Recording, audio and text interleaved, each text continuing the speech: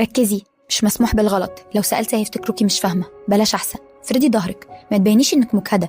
خليكي عملية، بلاش دراما بقى ومشاعر ملهاش لازمة. الناس بتراقب، لازم تطلعي مسطرة. ممنوع تقعي، ممنوع تحتاجي، ما تحسيش حاجة ناحية حد. فاهمة ولا لأ؟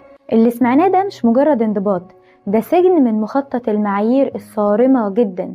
في الحقيقة المخطط ده اتكون من زمان قوي، لما لقيت نفسك بتكتشف ان قيمتك مرتبطة بجمودك وانجازك.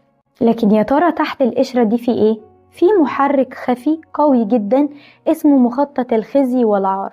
بتبدأ تتبنى معايير مستحيلة كدرع حماية، وبتبدأ تشوف انك لو حققت المثالية بنسبة 100% محدش هيقدر يلمس العيب او النقص اللي انت حاسس بيه. الهروب ده بيخلق هوية منطقية تحليلية بحتة، بتلاقي نفسك بتفصل الفيشة عن قلبك تماما، فبيبدأ يحصل كبت لا واعي.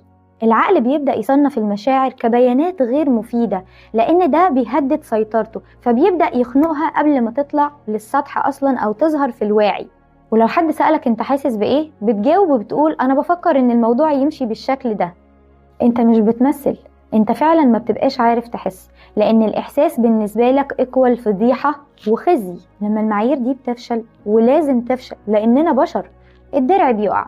وهنا بقى يا صديقي بيصحى الناقد الداخلي المتوحش. المعايير تلومه على التقصير، ومخطط الخزي بيغرس سكينة ويقوله شفت، انت فعلا ما تستحقش، انت ما تسواش.